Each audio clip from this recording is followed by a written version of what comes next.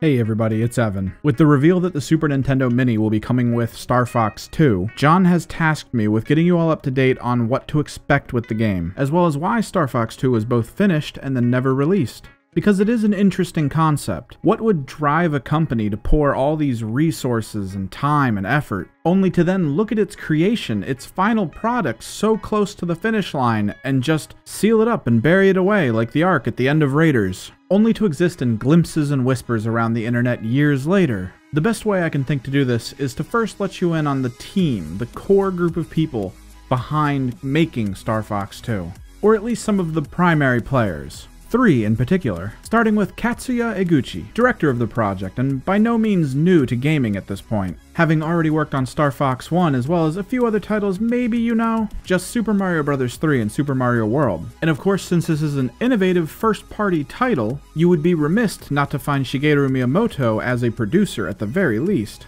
Another notable is a pretty genius-level programmer by the name of Dylan Cuthbert. A little background on him, he got into programming at an early age due to the in-home consoles that allowed you to play around in programming. When he found out his school teachers couldn't help him in this path, he immediately dropped out. He started working with a company on a 3D technology meant specifically for the Game Boy. Now this caught Nintendo's eye, so they scooped him up and brought him out to Japan to work on the first Star Fox. This landed him in the role of lead programmer for Star Fox 2. When it comes to creativity and experience in the gaming field, you probably couldn't ask for a better team. Now, as far as anyone remembers, the game was moving along just fine, but the gaming industry itself had different plans. With the advent of the Sega Saturn and the PlayStation 1, it came down to Shigeru Miyamoto to ultimately decide the fate of Star Fox 2 and any other 3D game coming out on the Super Nintendo at the time, in order to allow the N64 to rise to the forefront of Nintendo's arsenal, as its core system to take on the 3D age. Sadly, this pretty much guaranteed the cancellation of Star Fox 2, and Nintendo put their full force behind the N64. Years later, Dylan Cuthbert would recall in an interview that despite the cancellation, they still managed to finish a ROM. They were even able to send it off to the Mario Club, Nintendo's own in-house quality assurance. But in the end, the team split up and began work on new projects. It wasn't all a loss, though. Miyamoto once stated that about 30% of Star Fox 64 was directly taken from the design of Star Fox 2. In particular, the all-range mode, the multiplayer mode, and even the character concept of Fox's rival, Starwolf. And with that, Star Fox 2 was lost to time. Sort of. Now, I don't know how many of you are familiar with the world of game reproduction, but it's the process in which some skilled technicians are able to take old cartridges of games and turn them into something a little more worthwhile. There is a bit of a seedy underbelly of fraudsters, which we can get into in a later video, but there is a side of it that tries to preserve games, or even release games that certain markets wouldn't have received due to lack of localization, translation, or even cancellation. Well, somewhere along the way, 2 ROMs surfaced for Star Fox 2. One ended up being an alpha of the multiplayer mode. The other was a ball of bugs surrounding the core campaign mode. Now, it took a while, but a group of devoted fans actually decided to chip away at this. In the end, they had to gut a bunch of features. They also had to finish a bunch of the code for the core campaign itself. But thanks to their efforts, Star Fox fans and even just interested people were able to have a hands-on experience with the game that never was. And just so we're clear, the footage you've been watching is just that. The patched and translated release of Star Fox 2's campaign. Incomplete, yes, but before the release of the Super Nintendo Mini, it is the closest any of us have been able to get to playing this game.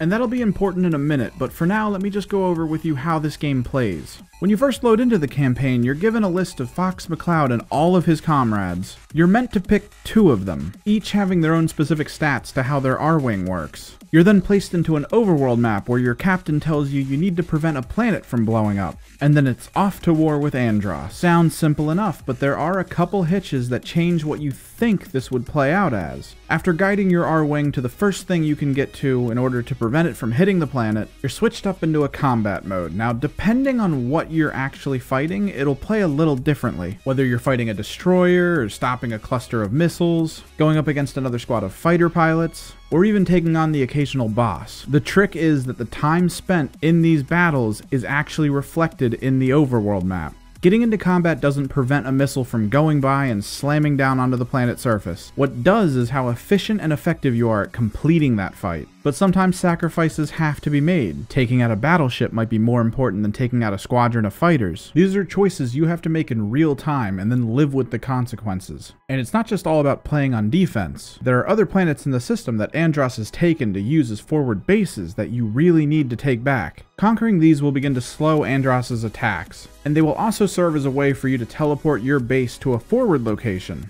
allowing you to repair your shields while pushing your front line up to Andross's doorstep.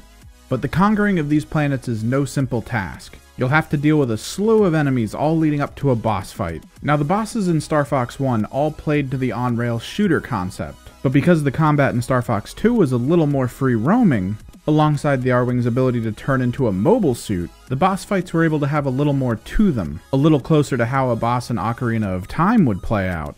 And remember, while this is going on, battleships, missiles, fighter pilots, they're all trying to bring down this planet. So time is very much of the essence. Now if you manage to fight your way through this, allowing the planet to survive, fighting off Starwolf and his gang, you're made to fight Andross. And in true classic gaming style, he is a multi-staged battle. Win or lose, after all is said and done, you're rewarded with the greatest prize a classic game could possibly bestow on you. A chance for you to leave your initials on a high scoreboard so you can show all your friends how much better than them you are.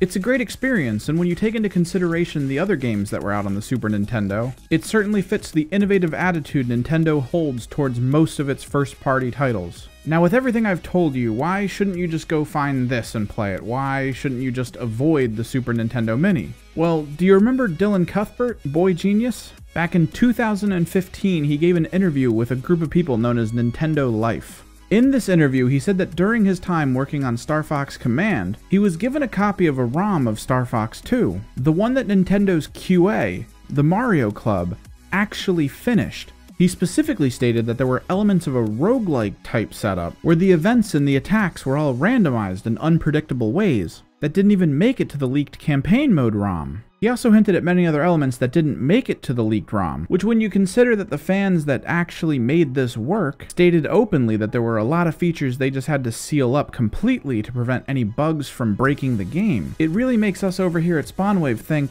what else was there? I mean, the game already sounds way ahead of its time. What other things are going to be in store for us on what I am guessing is the version that's on the SNES Mini? Truly exciting times for those who love the history of gaming. So if you're a collector, a fan, or even a curious individual, I implore you, do your best to fight through the scalpers and anything else that might stand in your way to get an SNES Mini. We're still shaky over here at SpawnWave Media on the idea that Nintendo might bring these games to the actual Switch Virtual Console.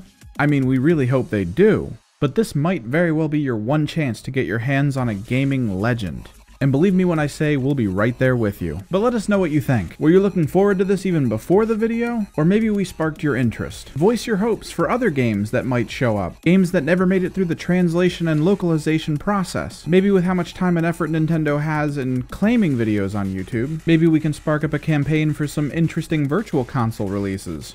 I wouldn't mind if they looked into who owned the rights to, you know, Tales of Fantasia. I don't know, maybe look into the rights to release it in English? Don't let your dreams be memes, people. Well, that's my time. Again, I am Evan with SpawnWave Media. If you enjoyed what you saw here, don't forget to drop that like. And if you're into gaming and technology news, occasional trips down Nostalgia Street, or even taking educated shots in the dark at what the future might hold, don't forget to tap that subscribe button. Until next time.